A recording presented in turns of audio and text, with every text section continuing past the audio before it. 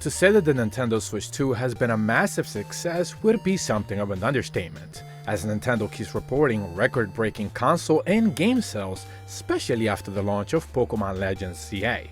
But to say that it smashed the hype of the OG Switch is certainly not that. So today I want to tackle some of the major criticisms that gamers have levied toward the system and Nintendo themselves, which sadly turned out to be nothing but conspiracy theories. And there's no better place to start than planned obsolescence, where Nintendo was originally accused of phasing out the original Switch and stopped providing software updates, which then of course turns out to be not true because basically every Nintendo console has been receiving updates since we're still in a cross-generation period.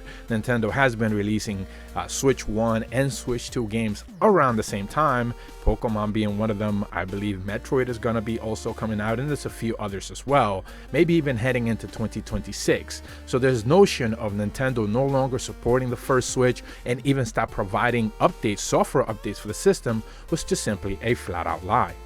Now, one of the biggest criticisms heading into launch was the lack of an OLED screen. A lot of people speculated and again created a lot of conspiracy theories that there would be a post-launch release of an OLED screen Switch 2 with, higher resolution, better, results and all of that, and it would cost a little bit more money. As of right now, not even 6 months into the system's launch, Nintendo just simply hasn't said anything about that, and I don't expect them to anytime soon. So this conspiracy theory, as of right now, is pretty much dead in the water.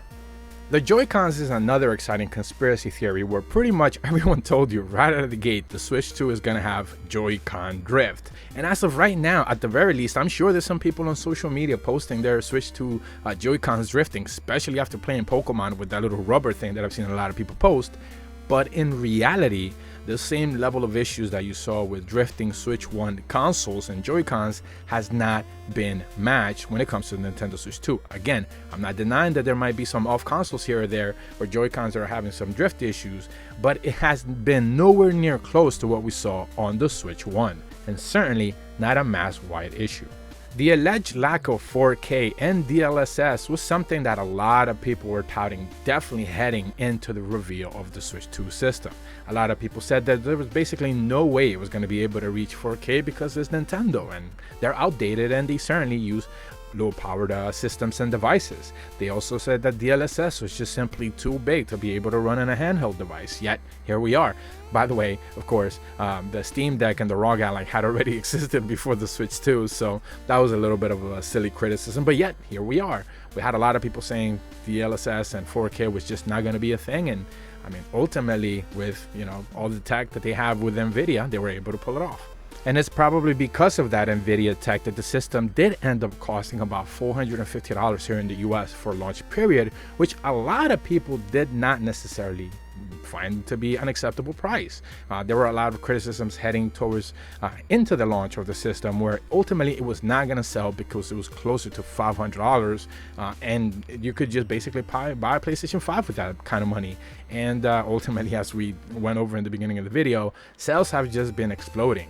And one of the things that people did not necessarily consider was that games like Animal Crossing, Zelda, the new Mario that we'll eventually get, the next Splatoon, obviously the new Fire Emblem that was revealed. There's a lot of A+ franchises or A, B, or even C tier franchises. I mean, a brand new Kirby game, again, alone will move units. This is something that Xbox certainly no longer has, as they're starting to put all their games in other consoles.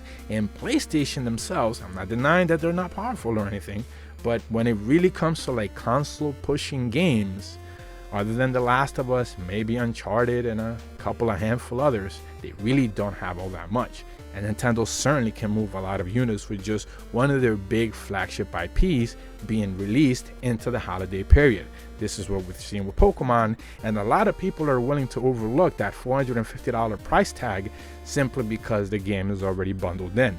The games themselves, however, do not get that benefit. Remember that one of the biggest criticisms, or I would consider conspiracy theories, heading into the launch of the Nintendo Switch 2 was the game prices, and definitely one of the reasons why you probably clicked this video. There were a lot of people making claims, and I definitely could put a billion Twitter posts up on the screen where they were claiming that a certain game, Mario Kart World, would be $100, $120. If you actually bought it with the console, it was $500. People make a lot of mental gymnastics when it comes to game pricing, and I'm not about to sit here and make excuses for $80 games in the same way that I didn't make excuses for $70 games when PlayStation were the first ones to do it.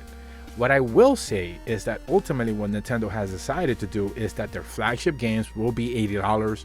Their maybe normal tiered games will be somewhere like $70, and there will be those lesser games that you would end up seeing at $60 and $50.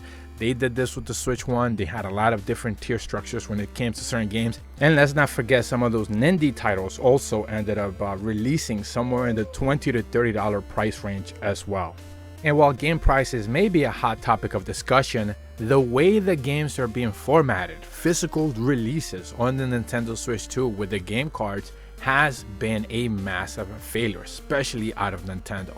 There's two ways to look at this. Number one, they should have been able to have more than just 2 file size cartridges available. I believe the issue ongoing is that game cards or game cartridges are either 32 gigs, so essentially the Cyberpunk 2077 Switch 2 release type of thing where you have all the game and the cartridge, but then you also end up having those like 1 gigabyte cartridges or the game cards where they just basically have a key access download point for you to be able to download it through the eShop, and you have direct access to the game but the downloaded version.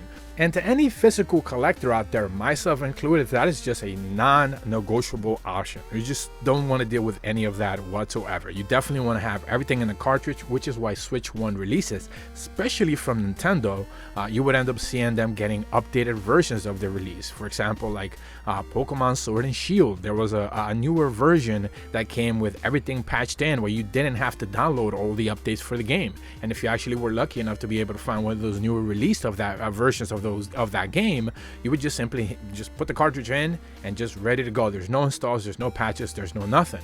Again, the first release version of that game had patches, had updates, but ultimately, because they released an updated version, that was no longer the case. With these cartridge game cards versions of the new Switch 2 games, a lot of that is simply going to go away. But the problem is that you technically don't have all the information in the cartridge because, well, you're just downloading it off the internet. Now, what's the major issue with that? Ultimately, down the road, the servers will go down. Nintendo will choose to, lose access to those games, maybe even those game downloads. There might be a rights issue where you just no longer have access to be able to download the game, not because you don't have the actual game card, but because they no longer make it available through the eShop because of some rights issue, some music situation or whatever. It's happened a multitude of times. So this is why a lot of people have lost a lot of respect when it comes to like the physical side of game cartridges when it comes to Nintendo, as they provide these game cards. Now, the only real twist that I'll provide to the game cards situation is that there have been a number of publishers, Square Enix included, and I could provide a link in the description below, where they have basically no quarrels with it. Capcom themselves have said they're more than happy with the game cards, and they actually look at them as an elegant solution for the future. Now, whether that's just corporate talk or not, I don't actually have an answer to that. What I can tell you is that the game cards, for at the very least right now, they are providing a service to some of those people. I myself have a very simple rule of thumb when it comes to the game cards. For example, I believe they released Star Wars Outlaws on the Nintendo Switch 2. That is a $60 to $70 game, I believe. I know Assassin's Creed Shadows is also coming to the Nintendo Switch 2 in the future. That's going to be a $60 game, but that's going to be on a game card, so you download the digital version. I myself would just wait for those games to be $20, and I'll happily pick them up for $20. Again, you're not really getting the real version, but for $20 on a Switch 2, it should be more than interesting. Now, the last conspiracy theory that I wanted to touch upon is probably the funniest one that I expected to basically never come true, and it's been holding up pretty well so far, and that is game piracy. Now, a lot of people were expecting the Switch 2 to pretty much be bricked open, cracked open, and pirated the games pretty much right out of the gate. In fact, I saw a lot of people being very upset that Donkey Kong Bonanza was not one of those games that you could pretty much pirate right out of the gate, since it's a pretty lovely looking game and it's one of the best games that has come out this year. I don't think it's a Gotti, but it's certainly pretty much up there. And a lot of people are hoping to be able to play that game for free, and it turned out not to be the case. Now, of course, Pokemon Legends EA did leak on social media that is the Switch 1 version. The Switch 2 version runs much better, of course, but you did see a lot of people posting about that. And that version of the aspect of like people hoping for free games, that hasn't necessarily gone away. The claim that it was going to be easy to be able to pirate the system, however, is not necessarily lived up to those expectations. It turns out that Nvidia and Nintendo did actually work on the ARM technology a bit more, and it seems like they might have actually patched up all the issues that they had originally on the Switch 1. So if it turns out that in the near future you're still hopeful for piracy on the Switch 2, you should probably just get a PC at that point in time. But that's pretty much all the basic conspiracy theories that I could think of pretty much off the top of my head when it comes to the Nintendo Switch 2 and some of the criticism that I've seen a lot of people levied towards the system. If you're an all-time watcher of my channel, you know that I haven't updated a video in a very long time, and there's a very good reason for that. But other than that, thank you so much for watching, and see you guys later.